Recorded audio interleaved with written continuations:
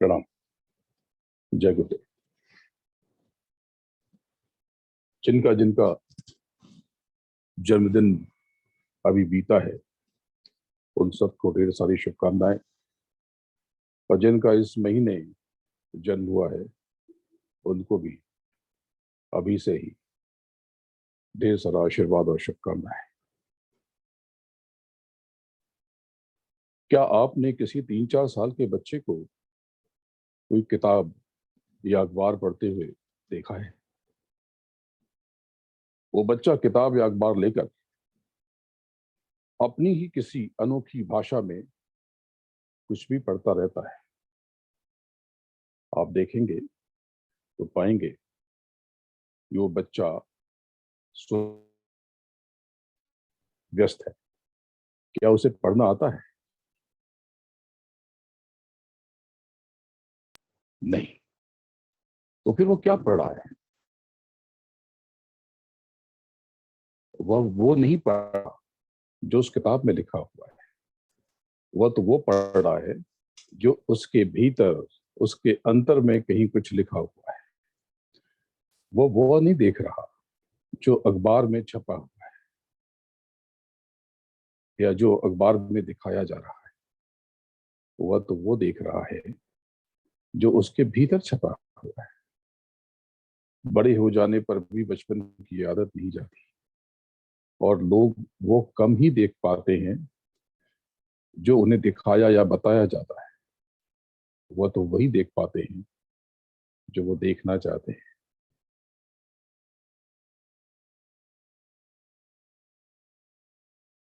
किसी भी मंदिर या गुरु के पास यदि कोई जाता है तो उससे वो नहीं मांगता जो उसके लिए बेहतर है, बल्कि व्यक्ति वो मांगता है जो उसे जानी स्वयं को बेहतर दिखाई देता है। अब जरूरी नहीं है कि जो आपको दिखाई दे रहा है आपके लिए वही अच्छा है। वो प्रभु तो आपको वो देना चाहता है जो आपको पता भी नहीं है। आज इस पर हम विस्तार से बात करेंगे, लेकिन एक जरूरी सूचना।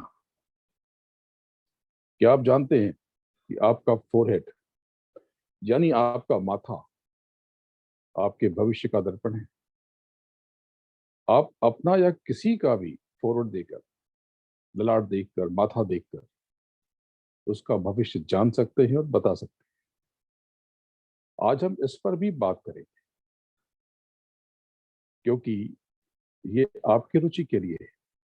असली चीज तो वो बीज है जो इस मीठी चाशनी में लपेटकर मैं आपको देना चाहता हूं। तो आप एक मिरर तैयार रख लें या मिरर के सामने जाने के लिए तैयार रहें। आप अगर किसी बहुत बड़ी शक्ति के विरुद्ध या विपरीत जाएंगे तो क्या होगा? आप पिस जाएंगे, मिट जाएंगे, फना हो जाएंगे, खत्म हो जाएंगे, दबा दिए जाएंगे, कुचल दिए जाएंगे।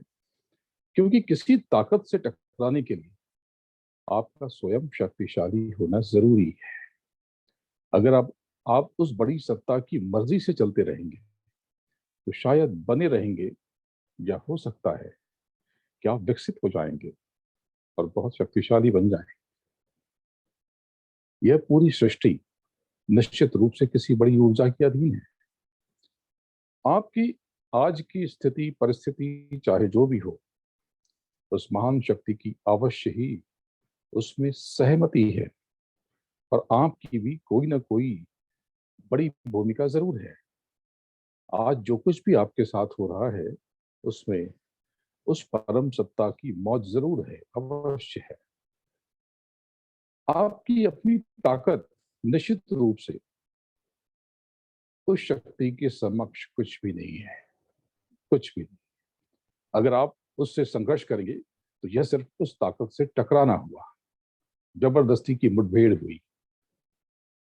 आप आज जो कुछ भी हैं, या आपका आज जो भी है, वह इस सृष्टि की अनुपम रचना है। इस भाव को स्वीकार स्वीकार करें, वो जैसा है बेहतर है। जिस अनाम शक्ति ने, यानी अनामी ने पूरी कायनात बनाई है, ब्रह्मांड उपजा है और स्थूल पदार्थों में चेतना को मिश्रित करके जीवन रचा है, वह शक्ति हम सबको जिस दिशा में ले जा रही है, वह निश्चित रूप से वह दिशा बहुत बेहतर ही होगी ना। ये तो आप समझते हैं कि आपके लिए ये अच्छा है, आप डॉक्टर बन जाएं, आप इंजीनियर बन जाएं, आप साइंटिस्ट बन जाएं, आप कुछ और बन जाएं, ये आप सोचते हैं। लेकिन वो मालिक जो आपके लिए सोचता है, आप स्वयं सोचिए कि कौन सी दिशा बेहतर है, वो दिशा जो वो सोच रहा या वो दिशा जो आप सोच रहे हैं। उस परम चेतना पर भरोसा करें, क्योंकि उस महाशक्ति पर यकीन से आपके भीतर भी उसी महाशक्ति की महीन ऊर्जा का संचार होने लगेगा। ये सच है। उसकी परम चेतना का स्वयं में जो भी अनुभव होगा वह दिव्य ही होगा, अद्भुत ही होगा, अप्रतिम ही होगा, विलक्षण ही होगा। उस अनामी की अनाम और बेहिसाब शक्ति से आप अपने जीवन को रूपांतरित करने के लिए उससे प्रार्थना करें, ये ठीक है। उससे अनुरोध करें और आराम से खरामा खरामा कोशिश करते रहें, उत्तम संगति में रहें, अच्छी आदतों को अंगीकार करें। आपके पास जरा सा या जितना भी समय है उसे चीख पुकार करके व्यर्थ में नष्ट न करें, बेमतलब की शिकायत न करें। इस परम सत्ता यानी उस सचखंड के स्वामी के स्पंदन को स्वयं में महसूस करने का प्रयास करें। उसमें अपार आनंद है, बहुत सुख है। एक उपनिषद है, तैत्तिरीयोपनिषद, उसके ब्रह्मानंद वल्ली में लिखा हुआ भी है कि असद वा इदमग्र आसीत ततो वे सद जायत तदात्मानं स्वयं कुरुत तस्मात् तत्सुकृत मुच्यत इति यद्वै तत्सुकृतम रसो वैरसः रसम हेवायम लब्धानंदी भवति को हेवान्यात् कंग प्राण्यात् यदीश आकाश आनंदो न स्यात् एष हेवानंद याति रसो वैरसः। ये बहुत बड़ी बात है। आरंभ में कुछ नहीं था, कुछ भी नहीं था। जो था, जो भी था, सब कुछ अव्यक्त था, असत था। फिर इसी अव्यक्त से व्यक्त सत्ता का प्राकट्य हुआ। इसी असत्य से अगम अलग के साथ सत्य का प्रादुर्भाव हुआ। ये सब थे, लेकिन उस अनाम में समाहित थे। उस सृष्टा ने अपना सृजन स्वयं ही किया, किसी अन्य ने उसको नहीं उपजा। यह सुकृत अर्थात बहुत सुचारू और विलक्षण था, अपार सौंदर्य और सुख से सराबोर।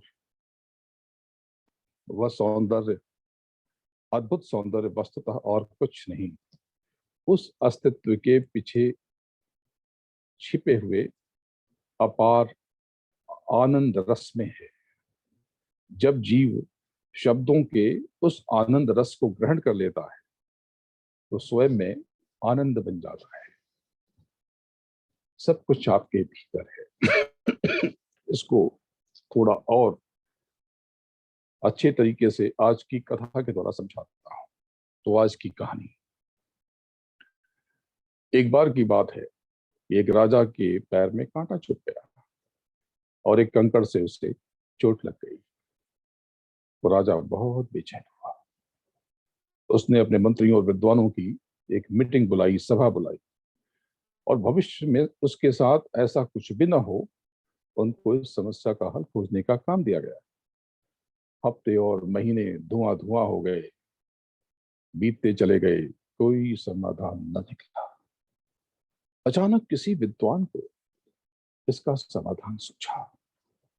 उसने कहा, क्यों न ऐसा करें कि हम अपने पूरे राज्य में सारी जमीन, संपूर्ण भूमि को चमड़े से ढक दे, यानी उनके ऊपर, यानी भूमि के जमीन के ऊपर लेदर कोटिंग कर दे। राजा ने विचार किया और अनुमति दे दी।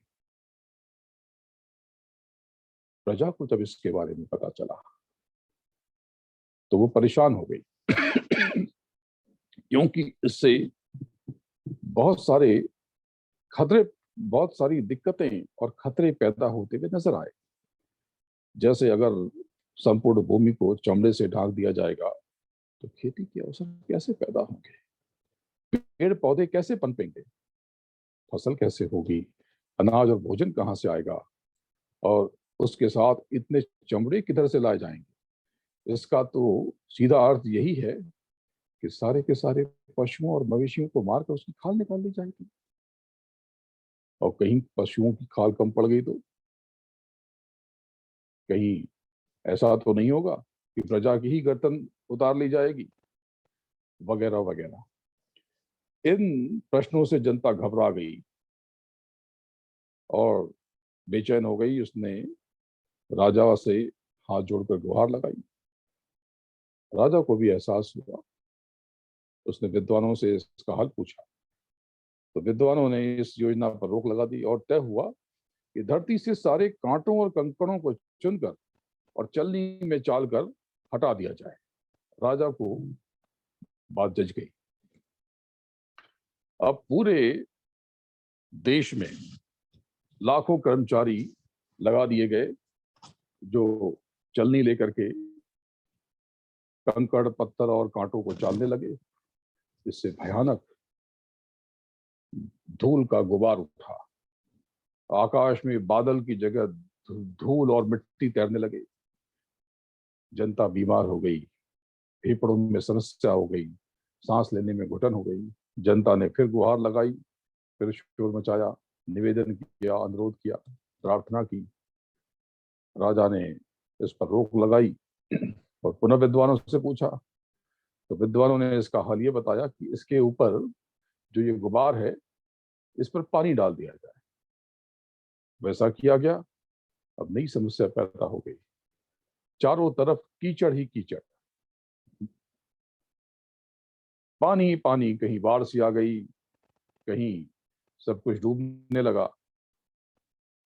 बड़ी विचित्र स्थिति हो गई। तो ये जो कीचड़ हो गया इसमें कीड़े मकोड़े पैदा होने लगे, इसमें विषाणु जन्म लेने लगे, तरह तरह की बीमारी और महामारी फैलने लगी। जनता ने फिर चित्कार लगाई, गुहार लगाई, फरियाद पे फरियाद राजा के चरणों में रखी। अब पुनः विद्वानों की सभा बैठी कि इसका क्या हल निकाला जाए। तभी एक बुजुर्ग बनते जिससे कोई राय नहीं ली गई थी, वो चुपचाप उठा। उसने अपने झोले में से एक जोड़ी जूते निकाले और राजा को पहना दिया। राजा हैरान रह गया।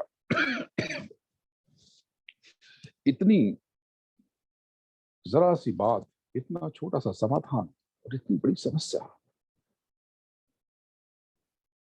समस्या अगर आपके भीतर है तो समाधान भी आपके भीतर ही होगा। वो बाहर नहीं हो सकता, किसी और व्यक्ति में नहीं हो सकता, किसी और सत्ता में नहीं हो सकता। अगर दर्द आपको हो रहा है तो किसी और के इलाज से आपका दर्द न मिटेगा। अगर भूख आपको लगी है तो भोजन भी आपको ही देना होगा। अगर किसी वजह से आपको पीड़ा हो रही है तो आपको ही वो वजह बदलनी होगी।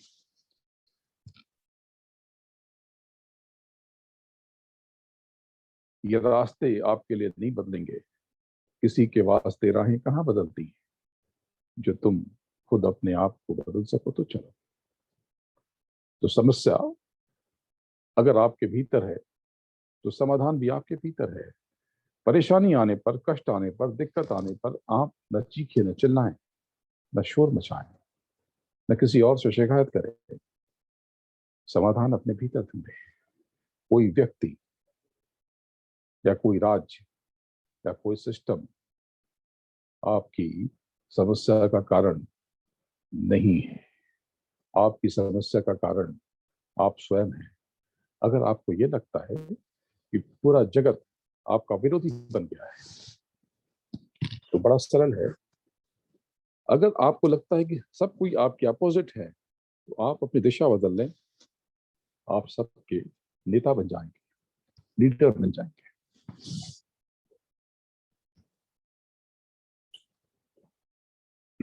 संसार में सारे मनुष्यों की बॉडी का डिजाइन एक सा है। उनका ब्रेन एक सरीखा है। देह के अंग छोटे बड़े सही, पर हैं तो एक समान। पर सबके अनुभव अलग हैं, भिन्न है, जुदा हैं, क्योंकि समस्त मानव जाति अपने अनुभव के लिए स्वयं जिम्मेदार है। जीवन एक मिट्टी की तरह है। आप इसमें कर्मों के जैसे बीज बोएंगे, स्वयं को जिस दिशा में ले जाएंगे, वैसे परिणाम आपके सामने आएंगे और आप वैसे ही जीवन चाहेंगे।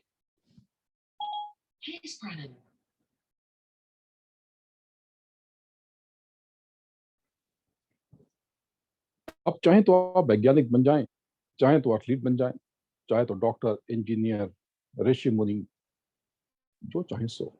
बहुत सरल है। यह सब कर्मों का बीजारोपण और आपकी ट्रेनिंग पर निर्भर करता है।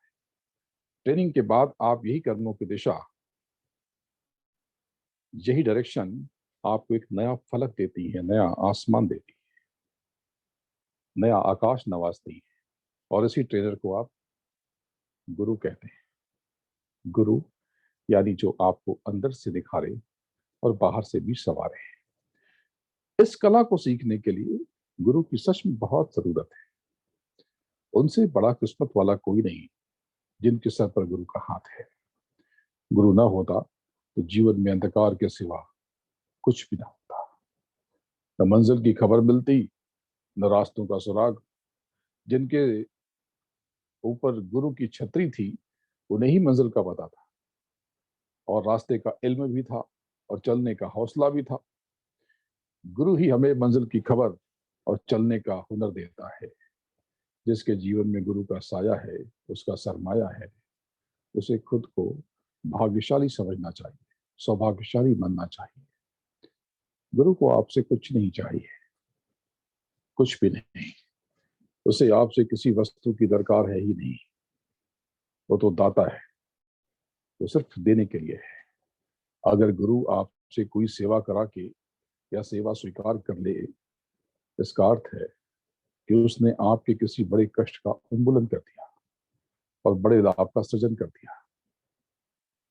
अगर आप गुरु की दया और मेहर लेकर ध्यान और भजन के अभ्यास के जरिए ब्रह्मांड और उसके मालिक से रिश्ता जोड़ लेते हैं, राब्ता कर लेते हैं, तो जल्दी ही आप उसकी असीमित शक्तियों से परिचित हो जाते हैं।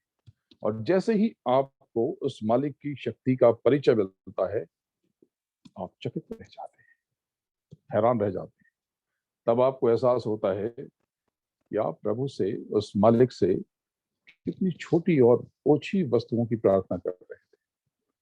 ब्रह्मांड के स्वामी के पास तो आपको इतना कुछ देने के लिए है, आपको इतना अधिक मालामाल करने की ताकत है कि आप सोच भी नहीं सकते। आपको पता भी नहीं है, इसका एहसास भी नहीं है। इसलिए परमात्मा से कुछ मत मांगो। जो हो रहा है उसे झेलने, बर्दाश्त करने या उसके निर्वहन करने की शक्ति की गुहार लगाओ। परिस्थितियों को पलटने की प्रार्थना मत करो। जो हो रहा है उसे झेलने की शक्ति आपके भीतर आ जाए, बस। उससे इसके सिवा और क्या मांगना, क्योंकि उससे कनेक्ट होने के बाद ही आप जान सकेंगे कि आपके होने का अर्थ क्या है। आपके भौतिक सुख दुख आपके भीतर से उपजते, आपके अंदर से आते। बाहर किसी पदार्थ पे इतनी शक्ति नहीं है कि आपको दुख दे सके या आपको सुख दे सके। ये सारा दुख और सारा सुख आपके भीतर है। आपको सामान्य रूप से गर्मी लगती है, लेकिन जब आप सोना या स्टीम बाथ लेते हैं, वो तो अपार गर्मी बर्दाश्त करते हैं, लेकिन आपको ठीक लगता है, आप उस गर्मी को सह लेते हैं और उसके बाद आप बेहतर महसूस करते हैं।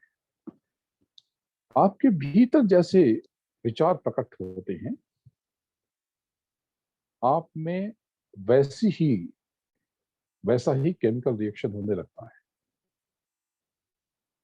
आप इसे जब महसूस करेंगे और विचार करेंगे, तो आपके भीतर से नए सूत्र निकलना शुरू हो जाएंगे। इस नीचे के मृत्युलोक मंडल में आपकी देह यानी आपका शरीर, अशरीर यानी देह और अदेह, अदेह और अशरीर का अर्थ है सुरत, रूह, सोल यानी आत्मा। ये सब के सब इस केमिकल रिएक्शन में बने हैं। ये पूरा का पूरा केमिकल रिएक्शन है।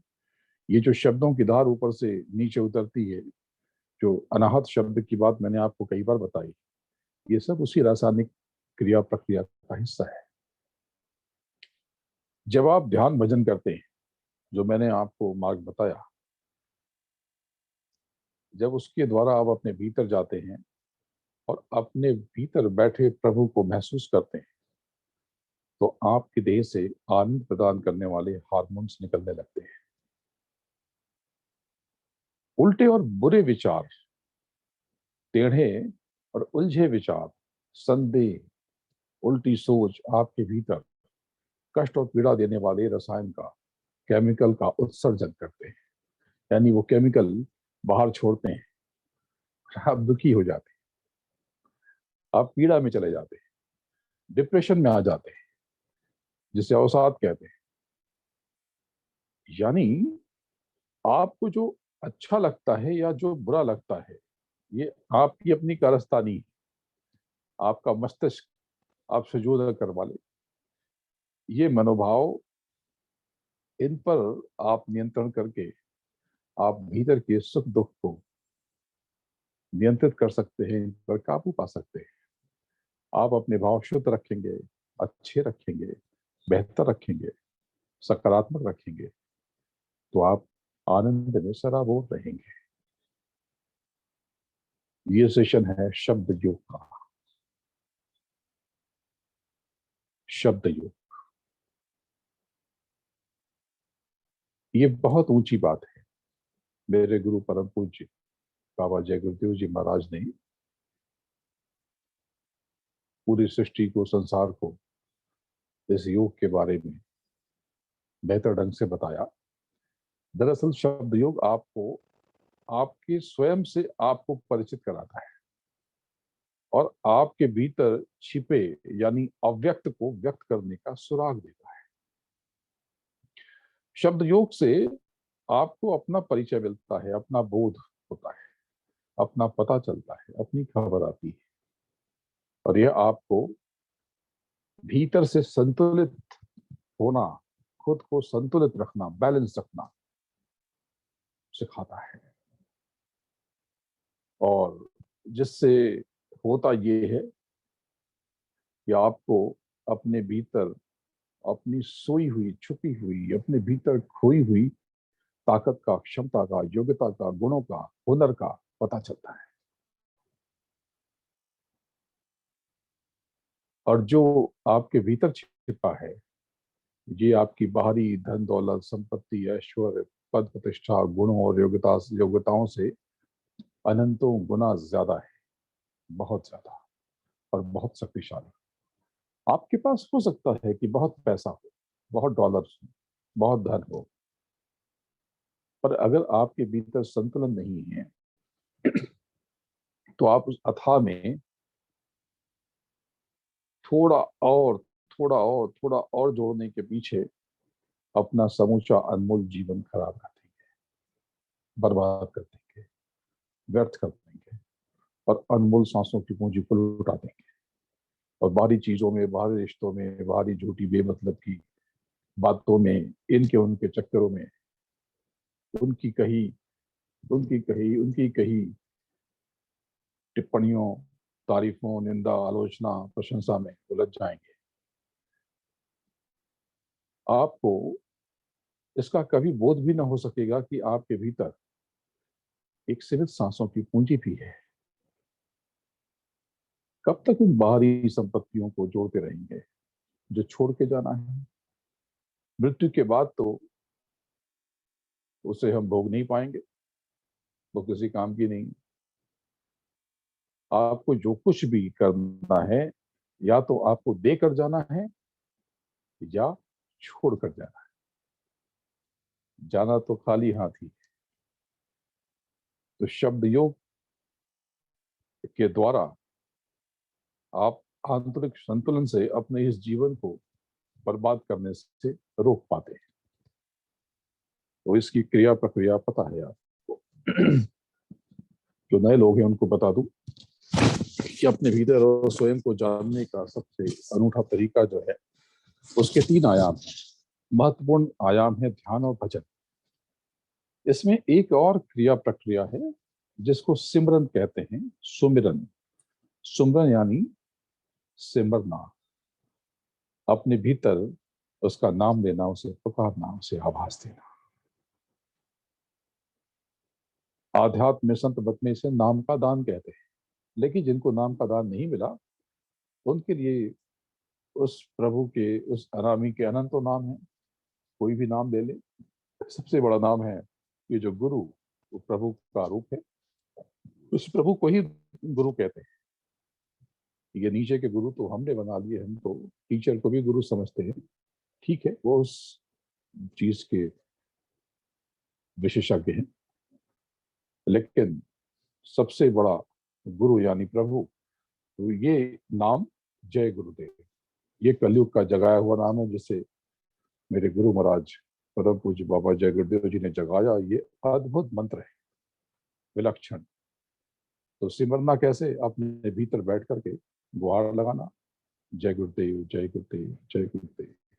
जय कहने से आपके भीतर विजय की स्थिति बनती है और आपका औरा सशक्त होने लगता है, पावरफुल होने लगता है, और आपकी जीत, हर तरफ जीत होने लगती है। गुरु यानी इसके भीतर सारी संपदा समाहित है, देव यानी सम्मान। ये जय गुरुदेव कहने से आपके औरा में शक्ति आती है, ताकत आती है। तो कैसे सिमरना? आप चाहे तो इसके लिए इस तरह की माला भी ले सकते हैं। इस उंगली को आजाद कर दें, मुक्त रखें, और धीरे धीरे आराम से, जल्दी जल्दी ऐसे नहीं, एकदम सहजता के साथ जय गुरुदेव। आप अंतर में भी पुकार सकते हैं। जब आपके हाथ में माला ना हो, आप खाली बैठे हैं अपने बैकयार्ड में, अपने काउच पर, अपनी लाइब्रेरी में, स्टडी टेबल पर काम करके फ्री हो गए, मुक्त हो गए, तो भी आप सिमर सकते हैं।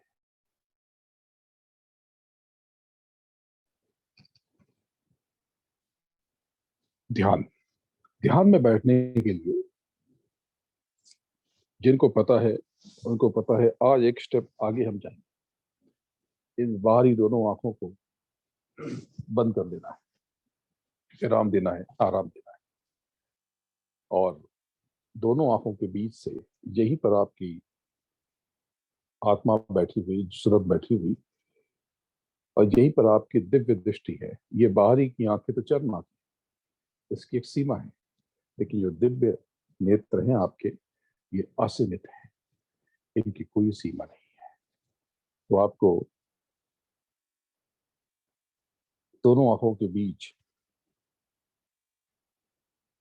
स्वयं को केंद्रित करना है, चारों ओर से, चारों तरफ से, घर से, बाहर से, ऑफिस से, बिजनेस से, रिश्तों से, नातों से, बाहरी गप से, इन सब से समेट करके आपको खुद को दोनों आंखों के बीच लाना है। तो आप इसको इसके लिए जब आप बैठे तो अभी चाहे जैसे बैठ रहे हैं, ये बाहर ऊपर एक कपड़ा डाल दें, जिससे एक रूम, एक एक्स्ट्रा रूम क्रिएट हो जाएगा। और ये जो स्किन है, जो आंखों की, ये बहुत थिन है, तो कोई भी लाइट यहाँ से जाती है तो आपको एहसास होता है कुछ गुजरा, इससे आपकी तंद्रा भंग हो सकती है। तो आपको, अगर आप ऐसे इन आंखों को ढक लेते हैं तो बहुत सहज हो जाएगा। तो आप सब लोग आंखों को बंद कर लें, गहरी सांस ले लें, सीधे देखें सामने, बिल्कुल सामने।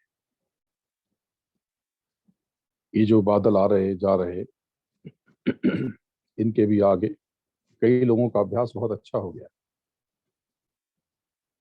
आप अमेरिका में बैठ करके इंडिया वालों से ज्यादा बेहतर तरीके से इस क्रिया को करने लगे। इसके लिए आप जो जो लोग ये कर पा रहे हैं उनको बहुत बहुत बधाई।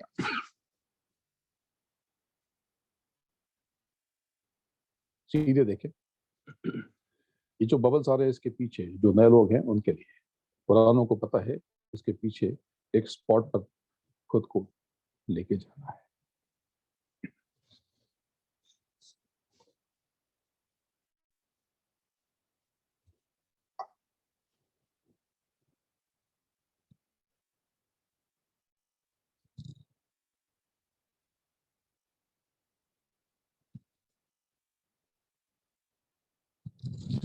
अब जब आप एकदम पीछे जो काले धब्बे या उजला धब्बा, ये बाद में उजला हो जाएगा और इसमें एक किरण सी पैदा होगी, एक चमक सी आएगी, जैसे किसी तारे सितारे में चमक होती है, जैसे हीरे में होती है।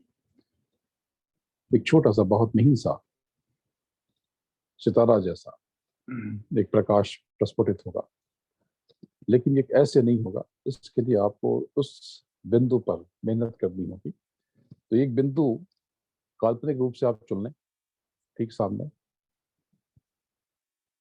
और उस बिंदु पर जो भी आपको हिस्सा दिखाई दे रहा है बस उसी को थाम लें और उसको देखते रहें। जब आप उसको देखेंगे तो आप महसूस करेंगे कि वो बिंदु थोड़ा थोड़ा फैल रहा है। अब इस फैलावट को आज हम महसूस करते हैं।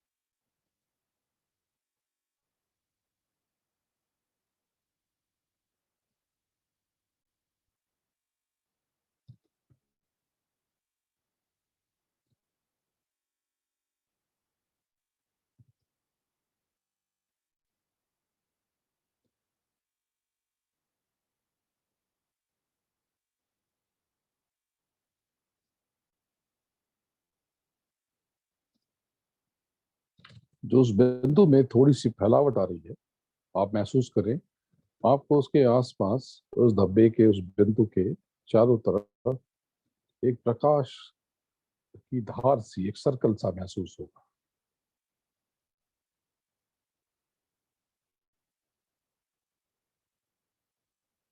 जैसे रेज निकलती हैं बहुत हल्का सा उस बिंदु के आसपास।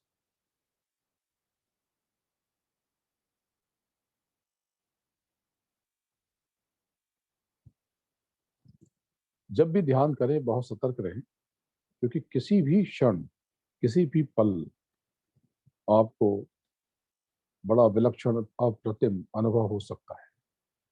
अगर आप चूक गए तो एक अनोखा अवसर आपके हाथ से निकल सकता है। अभी मैं देख रहा हूं कि कई सारे लोग वो अंदर से ब्लिंक हो रहे हैं, उनकी चंचलता उनके ध्यान को भंग कर रही है। तो ध्यान रखिए, दृष्टि को रोकना है। ये अगर चंचल रहेगी, ये अंदर आंख, बंद आंख में भी ये झपकती है। अगर ऐसा होगा तो आपको अनुभव नहीं हो पाएगा, तो थोड़ा प्रयास करना पड़ेगा। बहुत सहज है।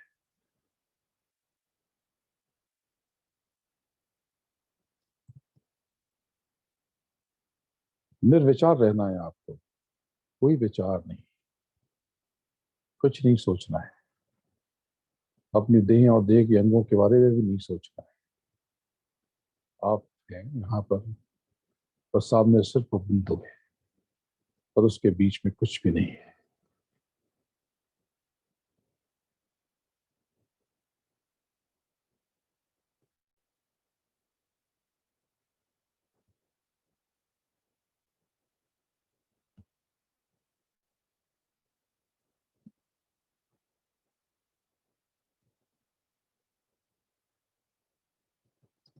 कुछ लोगों के भीतर ये जो कालापन था, कुछ समय पहले तक वो हल्का हुआ है।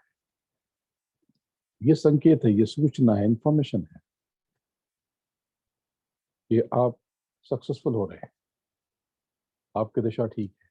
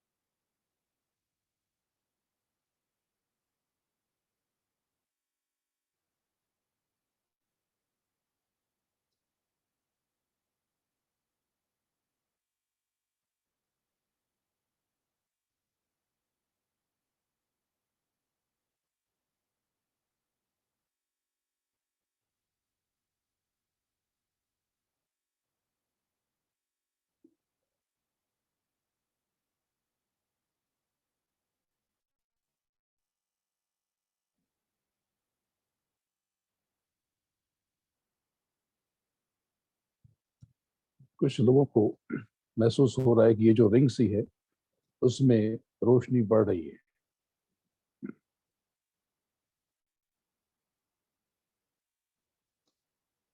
कुछ लोगों को उस रिंग के एक तरफ ही रोशनी दिखाई दे रही है।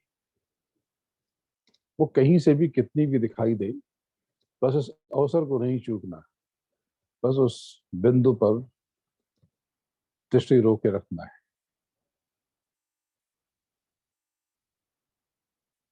लेकिन इस बीच अगर कोई चमक आ जाए, वो किरण जिसका जिक्र मैंने पहले भी किया है, तो क्या करना है? आपको मौका नहीं चूकना। आपको उस प्रकाश की किरण के भीतर किसी सुई की तरह से अंदर प्रविष्ट होने का प्रयास करना है। आप जैसे ही ये कोशिश करेंगे, आप महसूस करेंगे कि उस गुरु की मौज, उस प्रभु की कृपा ने आपको एक आधार दे दिया, और आपको अंदर जाने में बहुत सरलता हो रही, बहुत सुगम हो रहा। बस इस अवसर का इंतजार करना है और स्वयं के और उस बिंदु के बीच में कुछ भी नहीं आने देना है। न घड़ी, न समय, न मौसम, न कोई बाहरी कोलाहल। कुछ लोगों के भीतर काफी कुछ हो रहा।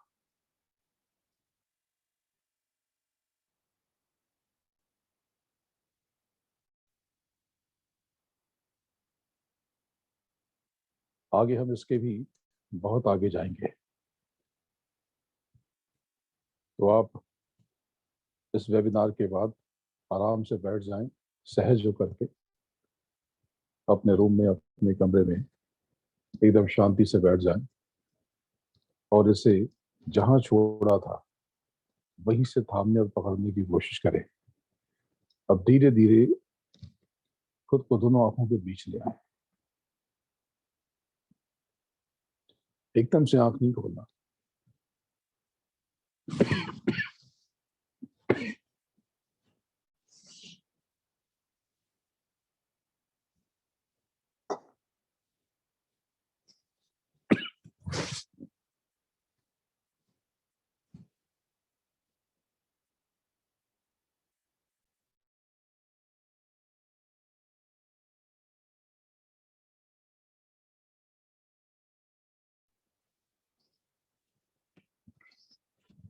ये बड़ा अद्भुत था कुछ लोगों के लिए। आप सब इसके साक्षी बन सकते हैं।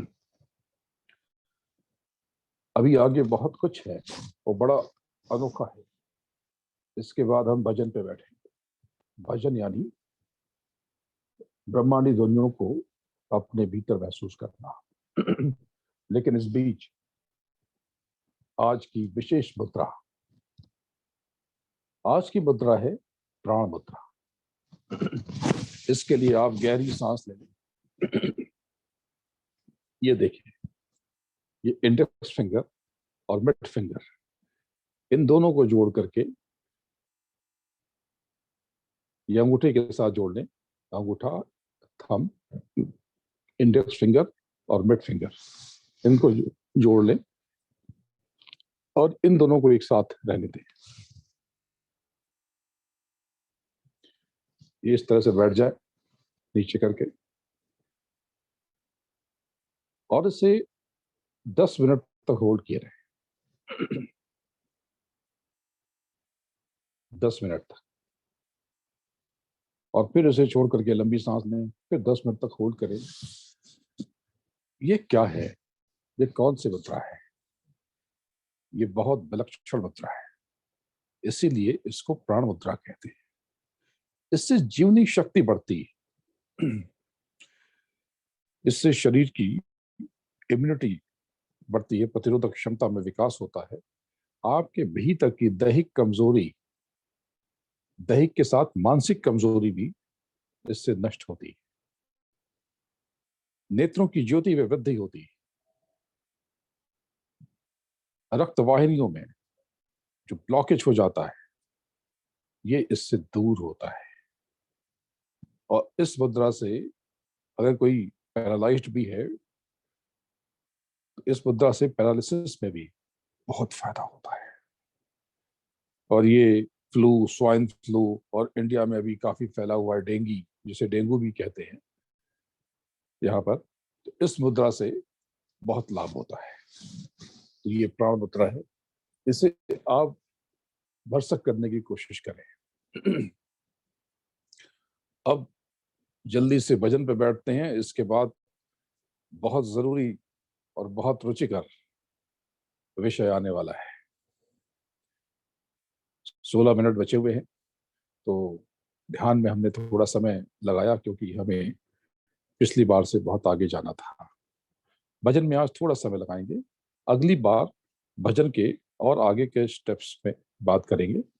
इस बार भी थोड़ी बात करेंगे। तो भजन, जो नए लोग हैं उनको बता दिया जाए कि बाहरी कानों को आराम देना है।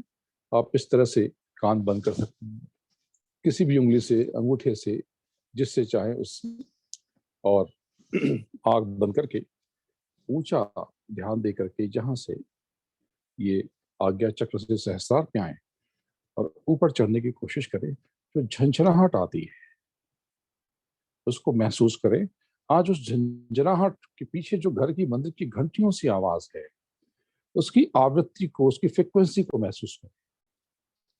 उसमें रुक रुक करके उसे देखने की कोशिश करें। तो आज हम इस पर काम करते हैं। तो आप कान बंद करें और इस झंझनाहट में कुछ लोगों को घंटी के बाद घंटे जैसा स्वर सुनाई देगा, तुरंत उस घंटे जैसे स्वर को थाम लेना है। तो ये जो घंटी जैसी आवाज है, इसकी फ्रीक्वेंसी पर हमें फोकस करना है। तो प्रक्रिया वही है कि इसके लिए भी आप ढक लें, क्योंकि अगर आपकी आंख से कोई चीज, कोई प्रकाश गुजर जाएगा, घर में अचानक किसी ने कोई लाइट ऑन कर दी, तो आपका ध्यान, आपका भजन भंग हो सकता है। तो दोनों कान बंद कर ले और ये जो झंझनाहट है, इसमें घर की, मंदिर की घंटी ऐसी जो ध्वनि है, उसके चारों तरफ लिपटने की कोशिश करें।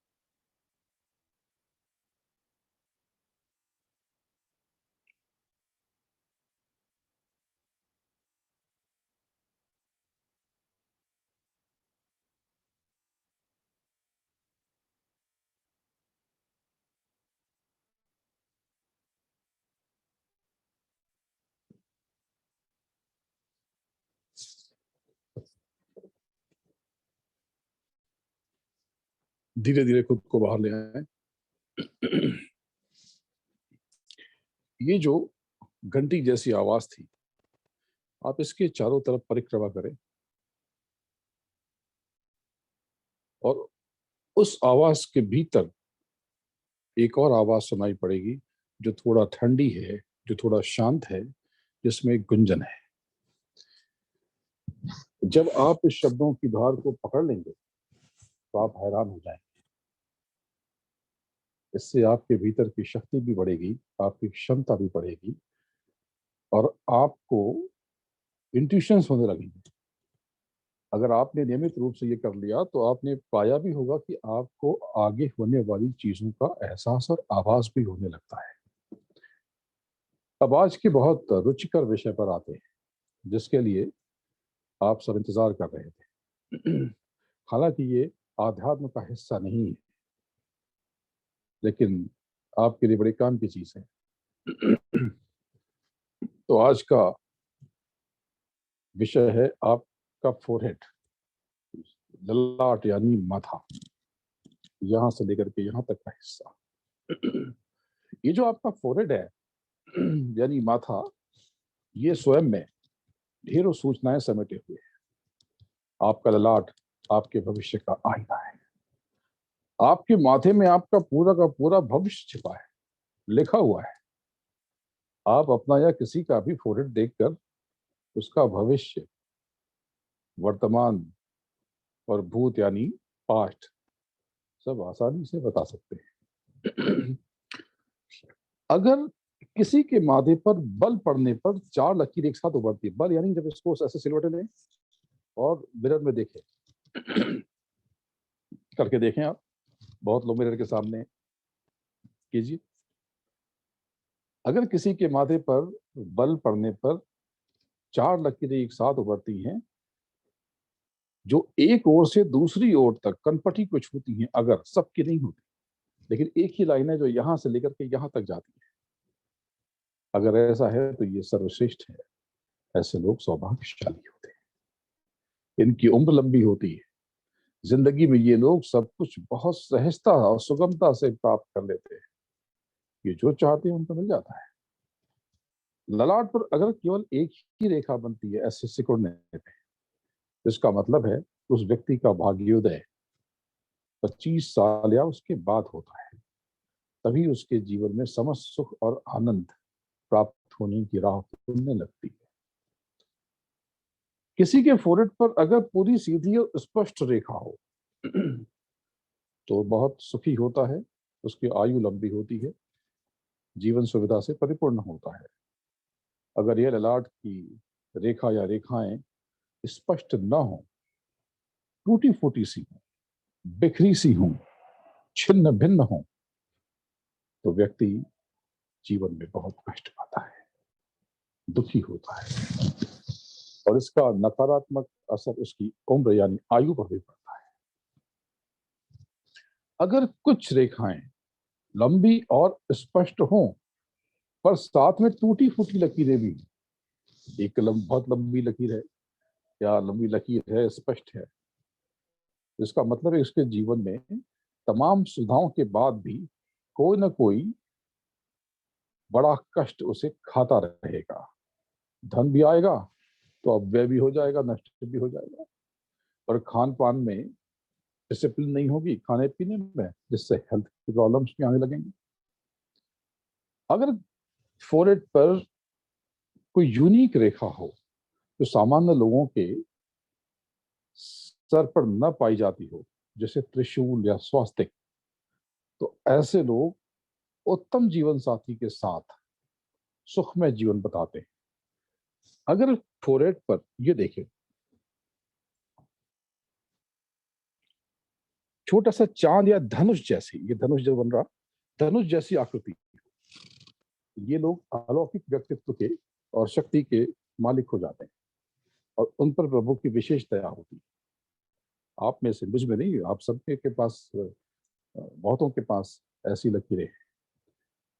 और ऐसे लोग, ऐसे व्यक्ति उच्च स्तर के सन्यासी, योगी, विद्वान या पूर्ण गुरु होते हैं, जिसके माथे पर कोई लाइन नहीं होती, वो प्रॉस्परस होता है। कितना भी सिकोड़ ले, ऐसे कर ले, तो कोई लाइन नहीं आ रही तो चिंता की बात नहीं, ये बहुत अच्छी खबर है। ये वो समृद्ध होता है और उसकी लाइफ बहुत लंबी होती है। अब एक चीज है कि अगर सर नीचे से ऊपर की ओर स्लोप की तरह उठा हुआ, जैसे ऐसे ढाल जैसी हो, तो ये ऐसे लोग इंटेलिजेंट होते हैं, समृद्ध यानी प्रॉस्परस होते हैं। इनका पेशेंस इनके भीतर बहुत होता है, यानी बड़े धीरज वाले होते हैं। लव एंड अफेयर के मामले में, प्यार के मामले में बड़े लकी होते हैं। इनकी मैरिटल लाइफ बड़ी सुखमय और सुंदर होती है। जिनका फोrehead ऊपर से उठा पर नीचे से झुका हो, ऐसे तो उठा हुआ और अंदर से ऐसे झुका हुआ हो, ये लोग हायर एजुकेशन लेते हैं, किसी बड़ी पोजीशन पर पहुंचते हैं, इनकी सेहत बहुत अच्छी नहीं होती। ऐसे लोग अपने जीवन में ढेर सारी रिलेशनशिप में होते हैं, और कई बार देखा गया है कि इन लोगों की एक से अधिक बार या कई बार शादियां भी होती हैं। जिसके ललाट गहरे हों, गहरे धसे हुए हों, ऐसे लोग कैंडल माइंडेड होते हैं। और कई बार ऐसे लोग जीवन में, अगर इनके दिशा, कर्मों की दिशा सही नहीं है, तो सजा भी भोगते हैं। और कई बार देखा गया कि ऐसे लोग मर्डर जैसे घृणित काम में भी संलग्न पाए गए हैं। अगर ये फोrehead ब्रॉड हो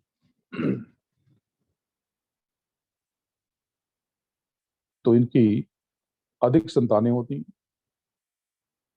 ये लोग करियर को लेकर के हमेशा बेचैन रहते हैं, हमेशा रोना रोते रहते हैं, और इनके बच्चे अपनी मेहनत से, अपने लगन से बहुत आगे चले जाते हैं, भाग्यशाली और मेहनत करने वाले होते हैं। यदि मस्तक छोटा हो, सर छोटा हो, तो फोrehead, तो क्या होता है? किसी के मन में आया कि बड़ा तो बता दिया, छोटा है तो क्या हुआ? तो अगर छोटा है तो ऐसे लोगों की डॉटर्स यानी बेटियां होती ज्यादा होती और बड़ी केयरिंग होती। हालांकि ये लोग बड़ा परिश्रम करते हैं, लेकिन इनके बहुत केयरिंग डॉटर्स होती हैं। माथे पर जितनी रेखाएं बनी हुई हों, कई बार देखा गया है कि उतने ही सिबलिंग्स या भाई बहन होने की संभावना बढ़ जाती है। पर इसके कई, इसको थोड़ा और फाइन करके देखना होगा, इसके बारे में फिर कभी बताऊंगा। एक शॉर्ट में बता देता हूँ कि पतली लाइन हो तो सिस्टर्स होती हैं, और ब्रॉड मोटी मोटी हो तो ये लाइन भाई को, ब्रदर को रिप्रेजेंट करती हैं। अगर बल पड़ने पर ललाट पर कई सारी रेखाएं एक साथ उभरती हैं, ढेर सारी, आप में से किसी की भी हो सकती, तो क्या होता है? तो जीवन उलझनों के मकर जाल में फंसा हुआ महसूस होता है। लगता है, लगता है, होता है या नहीं होता ये अलग बात है, लगता है कि जिंदगी में बहुत मुसीबत ही मुसीबत है। और ऐसे लोग रोना रोते रहते हैं या नहीं, ये तो अलग बात है, क्योंकि ऐसे लोग बहुत बैलेंस भी होते हैं। उतना रोना नहीं रोते, लेकिन बाहर से ये आनंदित दिखते हैं, बाहर से ये लगते हैं कि बहुत मस्त है, पर भीतर अपने दुखों के कारण इनका दम घुटता रहता है। एक बड़ा अच्छा शेर है, शायद जावेद साहब का, कि हंसती आंखों में झांक कर देखो, कोई आंसू कहीं छिपा होगा। माथे पर दो लकीरें, ये प्रेम की सफलता को प्रतिबिंबित करती है। ऐसे लोगों का प्रेम विवाह हो जाता है और वो सफल भी रहता है, और जीवन भर प्रेम बना भी रहता है। अगर तीन लकीरें पड़ती हों तो ये क्या होता है? दो तो बता दिया, बहुत बढ़िया, तीन और बढ़िया होगा। नहीं, अगर तीन लकीरें मोटी मोटी हैं, फाइनेंशियल लॉसेस, आर्थिक हानि का संकेत है। ऐसे लोग अपार प्रयत्न के बाद भी धन बचा नहीं पाते, और क्रंच इनके पास हमेशा बना रहता है। अगर माथे पर त्रिकोण बनता हो, ट्रायंगल, बहुत बढ़िया है। ऐसे लोग पोजीशन पे होते हैं, रेस्पेक्ट बढ़ती है, मान सम्मान, प्रतिष्ठा और संपत्ति। तो आप सबने अपना आईना, आईने में अपनी शक्लें आपने देखी, और आज जो आपको बताया गया, आप ये करते रहे, ध्यान और भजन। क्योंकि जब ये स्वर सुनेंगे तो ये स्वर जो है, अंदर के जो स्वर है वो अनाहत है, जो बाहर सुनते हैं ये आहत है। जैसे मैंने पिछली बार बताया था कि आहत संगीत जो होता है टकराव से बनता है। जो संगीत है इसमें 7 स्वर है, लास्ट टाइम बताया था मैंने। विषय थोड़ा अलग है, लेकिन ज्ञान के लिए अच्छा है। ये कौन कौन से हैं? षडज, गांधार, मध्यम, पंचम, दैवत, निशा, फिर सारे गम पद और नहीं कहते हैं, इन्हीं को सप्तक भी कहते हैं। इसमें तो बड़ी अनोखी अनोखी बातें हैं। इसमें ये सब आप जब ध्यान भजन करेंगे तो ये सब सीख जाएंगे। इसमें रे का नाद सा के नाद से ऊपर है, उच्च है। ग का नाद रे से ऊपर है, ग की ध्वनि तरंगों की लंबाई रे की ध्वनि तरंगों से कम है, और कंपन की संख्या रे की तुलना से अधिक है। सा और प अचल है, क्योंकि ये हिलते नहीं है बाकी 5 स्वरों को, इनको ये विकृत हो जाते हैं, कंपित हो जाते हैं, हिलने डुलने में गुंजाइश होती है। कोई स्वर अपने नियत स्थान से नीचे आ जाता है तो कोमल कहलाता है, और कोई ऊपर जाता है तो तीव्र कहलाता है। अपनी जगह पे आता है तो ये शुद्ध हो जाते हैं। रे ग ध नी जब नीचे खिसकते तब ये कोमल बन जाते हैं। ये तो आहत स्वर की बात है, लेकिन अनाहत स्वर अद्भुत है, विलक्षण है, ये आपका मूल है। जब आप इनसे जुड़ते हैं तो ये सब जो बातें मैंने बताई आपके भीतर उतरने लगती हैं, आप सब जान जाते हैं, आप ज्ञाता हो जाते हैं, ज्ञानी हो जाते हैं, त्रिकालदर्शी हो जाते हैं, भविष्य वेदता हो जाते हैं। आप ज्योतिष को नहीं जानते भी महाज्योतिषी बन जाते हैं। आप आगे का भी देख सकते हैं, पीछे का भी देख सकते हैं, अभ्यास करते देखिए।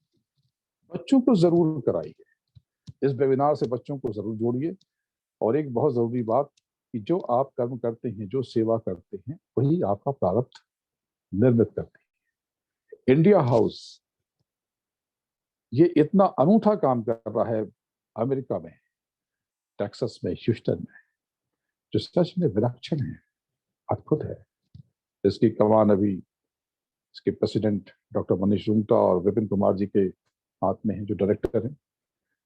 आपने कभी कभी देखा होगा इसके आरंभ में, इस योजना के आरंभ में बड़ी सुंदर सी आकृति है। उनके बाद अनुभव के साथ उड़ गए। तो ये लोग इतना अच्छा काम कर रहे हैं। जो लोग अमेरिका में हैं, मैं आप सबसे निवेदन करता हूं कि इनसे जुड़े। जिस भी तरह से, तन से, धन से, मन से आप इन्हें सहयोग कर सकते हैं, आपको करना चाहिए। क्योंकि अपना जीवन आपने जी लिया, लेकिन दूसरों के लिए जब आप जीना शुरू करेंगे तो आपके भीतर अपार आनंद पसर जाएगा। दूसरों का दुखड़ा दूर करने वाले तेरे दुख दूर करेंगे राम। अगले महीने पहले शनिवार को फिर से आपके दर्शन होंगे और ध्यान भजन की और उन्नत टेक्निक पर बात करेंगे और आगे जाएंगे। आपको और अद्भुत अनुभव कराऊंगा और कुछ नए काम की बात बताऊंगा। प्रणाम।